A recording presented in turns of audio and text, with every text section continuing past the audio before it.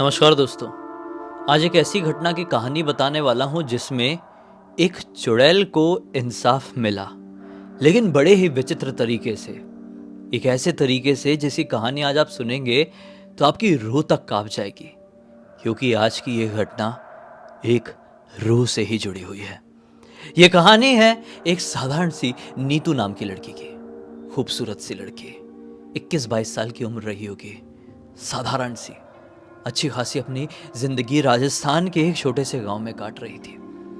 जीवन में चाहती थी कि वो कुछ अच्छा करे, कुछ बड़ा करे, कोई उसका ये सपना था ना कि वो कोई ना कोई गवर्नमेंट जॉब पकड़ ले। ऐसा नहीं होता है कि सिर्फ गवर्नमेंट जॉब ही बड़ी होती है, लेकिन पर्सन टू पर्सन डिफर करता है उनकी सोच। तो नीतू की सोच ये थी कि मैं कोई गवर्नमेंट जॉब करूंगी तो मैं कुछ बड़ा करूंगी जिंदगी में। उसे घर वाले भी उसके इस फैसले से बहुत खुश थे। उसकी एक बड़ी बहन भी थी, मीना नाम की, जिसकी हाल फिलहाल में ही शादी हुई थी। जिससे शादी हुई थी वो एक बहुत रईस आदमी था, एक बिजनेस करता था। किस चीज का बिजनेस था उतनी डिटेल में हम नहीं जाएंगे, लेकिन हाँ, वो एक बिजनेसमैन था और उसे घर वाले भी बहुत खुश थे। मीना, नीतू के घर वाले बहुत खुश थे कि मीना की इतने अच्छे घर में शादी हुई है। वो आदमी जयपुर में रहता था और जयपुर में उसकी कईयों प्रॉपर्टी थी। एक उसका बंगला था जिस बंगले में रहता था, उसके बाद 2-4 उसके गोडाउन थे, 2-3 उसके ऑफिस थे। हाई फाई वेल्दी फैमिली में उसकी शादी हुई थी। मीना की शादी हुई है ठीक 6 महीने बाद। मीना अभी अपने सिर्फ पति के साथ। मीना के पति के घर वाले भी कोई गांव में रहते हैं, तो मीना और मीना का पति ये दोनों अपने जयपुर के बंगलों में रहते हैं। कुछ महीने हुए हैं, जैसे मैंने अभी आपको बताया। नीतू मीना को फोन करती है, दीदी दीदी मेरा एक गवर्नमेंट एग्जाम है, मैं देने के लिए जयपुर आपके घर 2 दिन के लिए आ जाऊं क्या? मीना बोलती है, नीतू क्या बात कर रही है यार, तेरा ही घर है, पूछने की क्या जरूरत है, तू खाली बिंदास बता कब आ रही है। नीतू ने बताया कि बस मैं बिल्कुल 5 दिन बाद ही आने वाली हूँ। इसने बोली ठीक है चल आ जा, मैं तैयारी रखूंगी, तेरी फेवरेट डिशेस बना कर रखूंगी। नीतू अपने समय पर जयपुर मीना के बंगलों में पहुंच गई। इतने बड़े आलीशान बंगलों को देख के वो बहुत खुश हुई। क्या बात है दीदी, जीजू तो इतने रईस है, इतने हैंडसम भी है, ये वो दुनिया भर के ऐसी मजाक हुई। फिर शाम के समय जीजू आए, नीतू के जीजू आए। फिर बढ़िया से हंसना बोलना हुआ, खाना पीना हुआ। उसके बाद रात में जो नीतू है ना, वो गेस्ट रूम में सोने के लिए चली गई और मीना का पति अंदर वाले कमरे में अपने बेडरूम में। अब होता यह है, रात के लगभग 2:30 बजे के आसपास, सब गहरी नींद में सो रहे हैं, 2:30 बजे के आसपास कुछ तो भी खटर खटर खटर करके अपनी मीना को आवाज सुनाई देती है। मीना बेडरूम में सो रही थी, ऐसी थोड़ी जागती कि किचन से ये क्या खटर खटर आवाज आ रही है। वो उठी, किचन की तरफ गई तो देखी कि उसका पूरा फ्रिज हिल रहा है। बड़ा फ्रिज था, डबल डोर वाला, साइड टू साइड डोर जो होते ना, बड़ा वाला फ्रिज। वो फ्रिज हिल रहा था। ये टेंशन में आ गई कि फ्रिज क्यों हिल रहा है। उसने फ्रिज खोल के देखी तो क्या पाई, अंदर उसकी बहन नीतू बैठी हुई और ऐसी ऐसी कांप रही है। और इतनी जोर जोर से कांप रही है कि उसकी कंपन की वजह से पूरा फ्रिज हिल रहा था और ऐसा हिल रहा था कि गिर जाएगा। मीना बड़े टेंशन में आ गई, नीतू नीतू क्या हो गया तुझे, ऐसे फ्रिज, आंख वाँख पूरा चढ़ा लिए, और ऐसा फ्रिज बड़ा था तो बैठ सकती थी, आंख वाँख चढ़ा के ऐसे ऐसे काँप रही थी। तो वो घबरा गई और अपनी बहन को उठाई। फ्रिज के अंदर से मीना ने नीतू को निकाली और उसकी संभालने के लिए उसकी पीठ में ऐसा हाथ लगाई, तो उसने पाई कि उसके कपड़ों के अंदर उसकी पीठ में कुछ तो भी है। वो डर गई कि क्या है, कुछ चीज़ थी। हाँ, कोई चोट वोट नहीं, कोई चीज़ थी। सलवार सूट पहनी हुई थी। कौन? नीतू ने।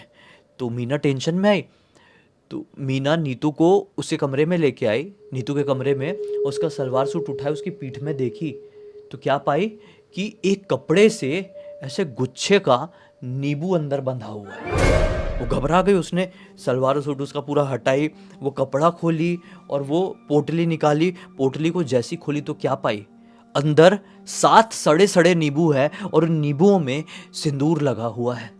और काला वाला भी जो होता है ना, शायद अबीर बोलते हैं उसको, काला वाला, वो भी लगा हुआ है। और ऐसा उसको देख के लग रहा है कि वो ताज़ा ताज़ा नींबू के ऊपर लगाया गया है।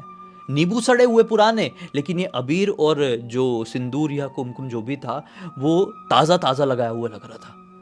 तो ये डर गई, बोली ये क्या, ये जादू टोने जैसी चीज़, मेरी बहन की पीठ में किसने पोटली ऐसा बांध दिया और वो फ्रिज में कैसे पहुंच गई। और नीतू लिटरली कुछ भी नहीं बोल रही है, सिर्फ कांपी जा रही है। इसको लगा कि शायद ये नींद की वजह से हुआ है, कुछ तो भी इसने नींद में करी। और ये नींबू वाला सिस्टम, मैं इससे पूछती हूँ, शायद ये गांव से ही ऐसा बांध कर लेकर आई थी। और अभी मैंने हाथ लगा ली तो मुझे पता चल गया। उसने अपनी बहन को सुला दी। थोड़ी देर तक वो नीतू के बाजू में ही सोई, और जब नीतू नींद में चली गई, नीतू बात नहीं कर पा रही थी, लेकिन वो नींद में जब चली गई तो मीना उठ के अपने कमरे में गई और देखी कि मीना का पति गहरी नींद में सो रहा है और वो भी सो गई। ये सब कारनामे में 1-1.5 घंटे निकल गए और 4 बजे के आसपास वापस से उसको नींद आई। जब ये जागी तो नीतू उठ गई थी और अपना एग्ज़ाम देने जाने के लिए तैयार हो रही थी। इसने सोची, मीना ने सोची कि नीतू का एग्ज़ाम है भाई, आज मैं उसको डिस्टर्ब नहीं करती हूँ। जब एग्ज़ाम देके आ जाएगी तब रात के बारे में पूछूंगी कि रात में तूने क्या कांड करी है भाई, फ्रिज में बैठी हुई थी, पीठ में क्या बांधी हुई थी, जादू टोने जैसी चीज़। वो एग्ज़ाम देने चली गई और अब एग्ज़ाम देकर आई है तो अपनी मीना नीतू से पूछती है कि नीतू रात में क्या हुआ था तुझे, कैसी हरकतें कर रही थी, फ्रिज में क्यों बंद हुई थी। तो नीतू बोलती है क्या दीदी क्या बात कर रही हो, मैं तो अपने कमरे में ही सोई थी और जो अलार्म भरी थी फिर मैं डायरेक्टली अलार्म बजने पे ही उठी हूँ, मैं बीच में कभी नहीं उठी, कहीं नहीं गई फ्रिज विज में। हाँ सुबह सुबह फ्रिज जैसी ठंडी तो लग रही थी लेकिन मैं फ्रिज में क्यों बैठूंगी। तो मीना घबरा गई। मीना ने ज़्यादा कुछ नहीं बोली उसको और मन ही मन में सोची शायद कुछ ऐसा नींद वाला झंझट रहा होगा, नींद में मेरी बहन चलने फिरने लगी होगी पिछले कुछ दिनों में। नींबू वाली बात पूछी तो बोलती नींबू, नीतू को नींबू वीबू के बारे में कुछ नहीं मालूम कि उसके पीठ में पोटली बंद के नींबू रखा हुआ है, उसको वो भी नहीं मालूम। तो फिर इसने फिर से कुछ नहीं बोली और बोली कि शायद कुछ ऐसा है जो नीतू मुझे बताना नहीं चाह रही। मीना ने ऐसी सोच ली और सोची कि अब नीतू बड़ी भी हो गई है, जवान हो गई है, शायद कुछ ऐसा रखी होगी भाई, वो किसी ने मना किया होगा कि किसी को बोलना मत, इसलिए मैं पूछती नहीं हूँ उससे। ठीक है, जाने देते, इग्नोर मारते फुल। ठीक है भाई, शाम का वक्त आता है। शाम के वक्त अब क्या होता है ना कि ये दोनों की आदत थी कि शाम के वक्त ना एक कोई तो भी सीरियल आता था वो देखती थी। दोनों बहनें सीरियल देख रही थी और अचानक से मीना को किसी उसकी सहेली का फ़ोन आता है। मीना फ़ोन उठाती है, ये सहेली जयपुर की ही रहने वाली थी। मीना बोलती हाँ क्या हो गया, तो उसकी वो सहेली बड़ी परेशान सी लग रही थी। तो वो पैसे तो जो मीना है ना, मीना की वो सहेली क्या बोलती है फ़ोन में कि मीना मैं जिम में थी अपने और मेरे को बहुत ज़्यादा घबराहट हो रही है, हैवी स्वेटिंग हो रही है, मैं जिम से अभी बाहर निकली हूँ, बहुत तबीयत ख़राब लग रही है, तो जल्दी से जिम आ जा मेरी, जिस जिम में मैं जाती हूँ, और मुझे हॉस्पिटल लेके चल, मेरा दिमाग काम नहीं कर रहा है। उसने बोली रख रख रख फ़ोन, मैं अब भी आती हूँ। उसने अपनी बहन नीतू को बोली नीतू कल तुझे घर जाना है, तू अपनी पैकिंग वैकिंग कर और मैं अपनी सहेली की थोड़ी मदद करके आई, उसकी तबीयत ख़राब लग रही, पास में उसका जिम और पास में ही हॉस्पिटल है। नीतू ने बोली हाँ ठीक है दीदी, मैं बैठी हूँ घर पे, कोई टेंशन वाली बात नहीं है, जीजू भी थोड़ी देर में ऑफिस से आ जाएंगे, कुछ नहीं कोई बात नहीं है, ठीक है आप जाओ।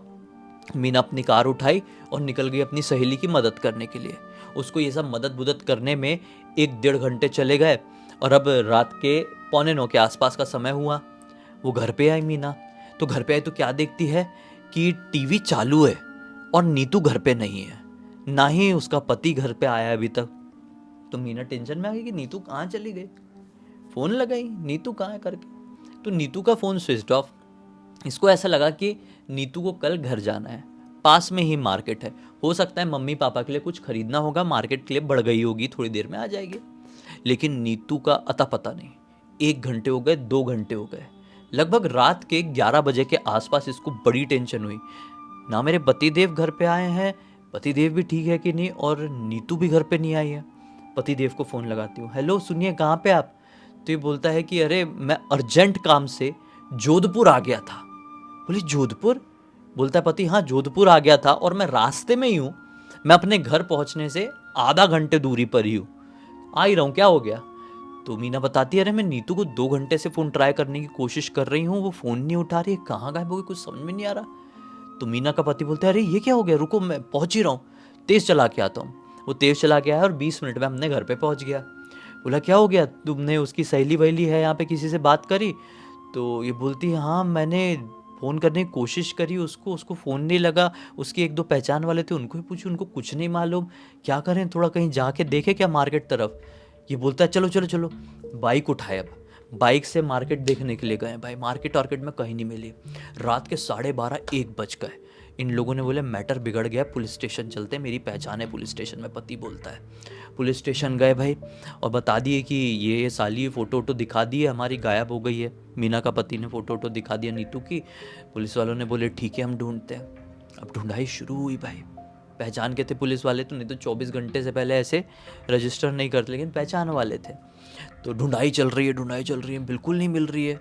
अब 24 घंटे हो गए, पूरी प्रॉपर जो भी केस था वो रजिस्टर हो गया है कि लड़की मिल नहीं रही है। पूरी अफरा तफरी मच गई पूरे परिवार में, पूरे खानदान में कि नीतू गायब। 1 साल तक उसकी ढूंढाई चली है, नीतू फाइनली नहीं मिली, मतलब नहीं मिली। इस एक चीज़ में मैं भूल गया आपको बताना, एक चीज़ मुझसे थोड़ी मिस्टेक हुई आज। जब नीतू गायब हुई थी ना, तो मीना जैसे वो घर पर आई, मीना अपने घर पे अपनी सहेली की मदद करके, है ना, तो घर पे आई, उसने देखी कि टीवी चालू है, तो वो थोड़ी घबरा गई कि टीवी चालू छोड़ के नीतू कहाँ चली गई। तो उसने सोची कि बैग उठा के नीतू घर तो नहीं चली गई है।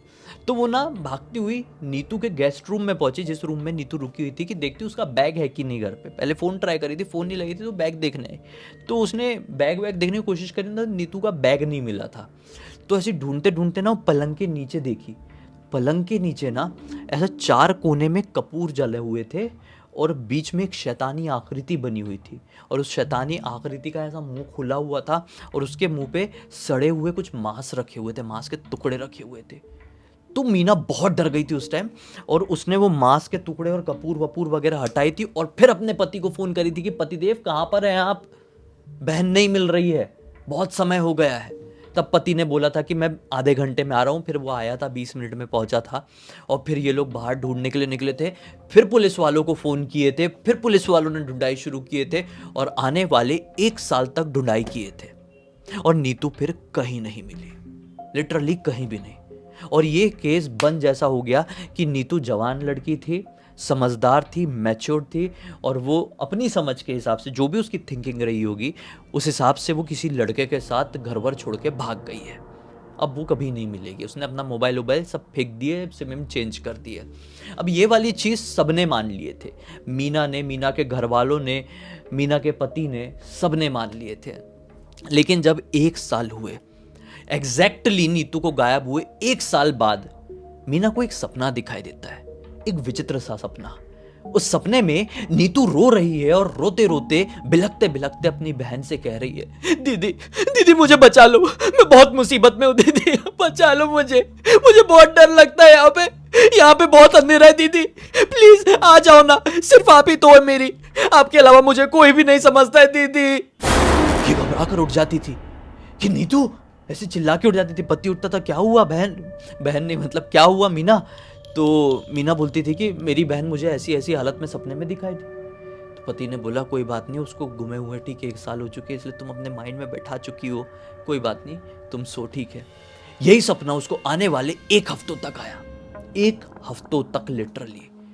वो डरने लगी, बहुत ज़्यादा घबराने लगी।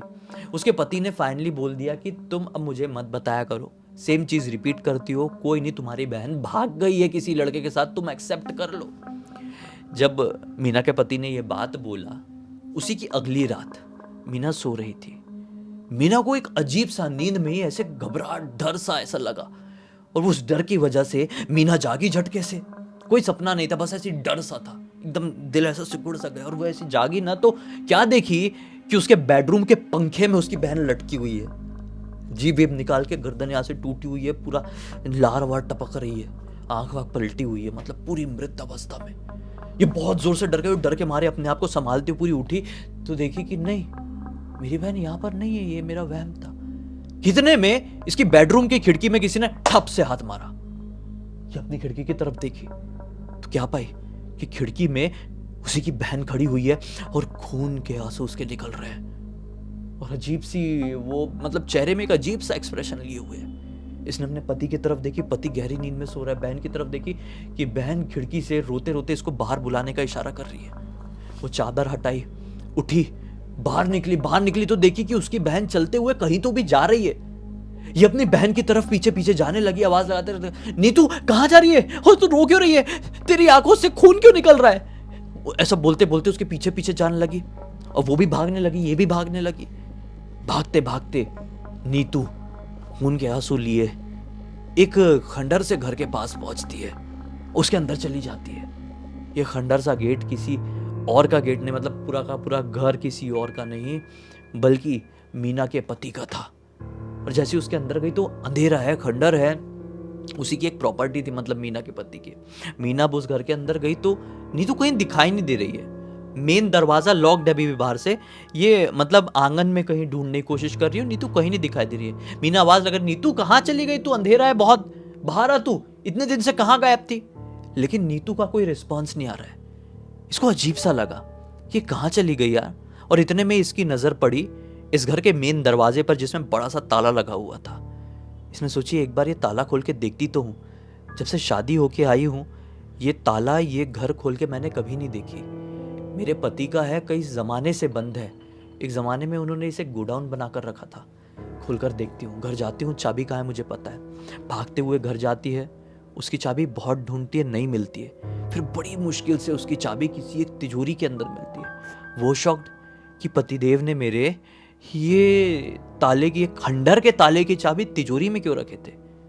चाबी उठाई और गई उस खंडर की तरफ। जैसे उसका दरवाजा खोल के अंदर घुसी है, अंदर से बहुत गंदी स्मेल आई है। घबरा गई, इतनी गंदी स्मेल किस चीज की।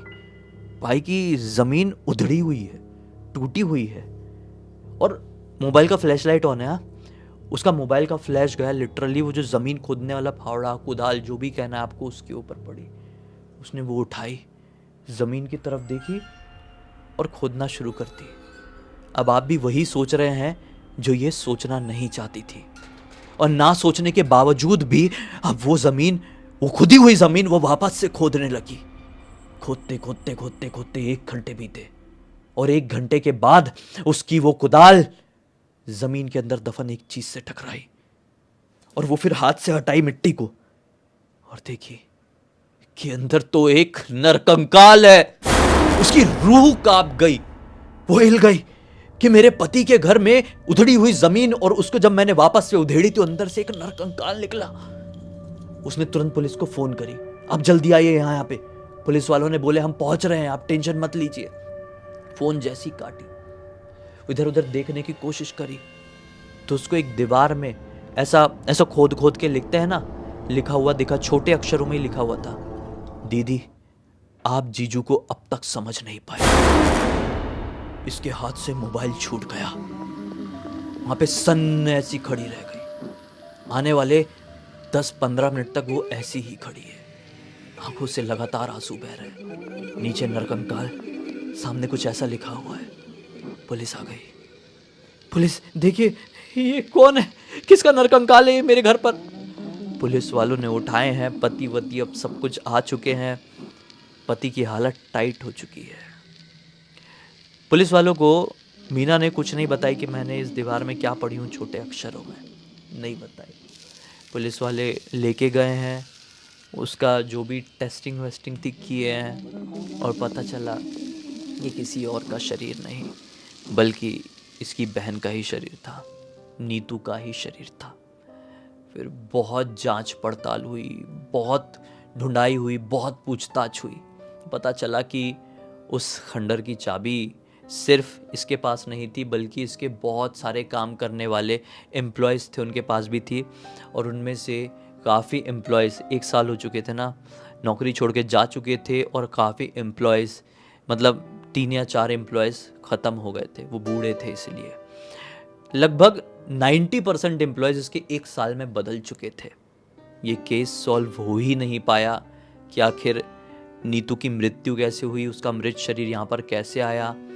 और अंदर ही अंदर मीना समझ चुकी थी कि ये किसने किया है, और मीना ने इसी वजह से अपने पति को तलाक दे दी, और हमेशा हमेशा के लिए वो अपने गांव में जाकर सेटल्ड हो गई। इसने ये पूरी कहानी अपने पूरे दिल से मुझे इंस्टाग्राम पर लिख कर भेजी, और बोली आपसे रिक्वेस्ट करती हूँ, आप मेरे असली शहर का नाम, मेरे असली पति का नाम और मेरा नाम, मेरी बहन का नाम कभी नहीं बताएंगे। आप ये सिर्फ कहानी पूरी दुनिया को सुनाएंगे जिससे लोगों को एक सीख मिल सके, एक समझदारी मिल सके। मनोरंजन कहना तो बहुत गलत होगा। मेरी रूह कांप गई लिटरली इस कहानी को पढ़ते हुए। मैंने सोचा आप लोगों को सुनाना चाहिए, सुना दिया। बस इसी एक नोट के साथ इस कहानी का अंत करता हूँ। अब तक इस वीडियो को देख लिए तो लाइक ज़रूर कर देना, चैनल को सब्सक्राइब करके बेल आइकन दबा के ऑल के ऑप्शन में क्लिक करना, क्योंकि इसी तरह के हैरान कर देने वाले खौफनाक वीडियोस डेली आप लोग के सामने लेके आता रहता हूँ। इंस्टाग्राम की लिंक इस वीडियो के डिस्क्रिप्शन बॉक्स में मिल जाए, क्लिक करके डायरेक्टली वहां पर पहुंच जाना। और इसी तरह की कोई भी कहानी, टॉपिक या जानकारी आप लोगों के पास भी है तो लिंक भेजना। हो सकता है मेरा अगला वीडियो कल आपके हिसाब से बन रहा हो। तो चलिए कल फिर से मिलते हैं, तब तक के लिए बहुत बहुत धन्यवाद। आपका दिन शुभ हो।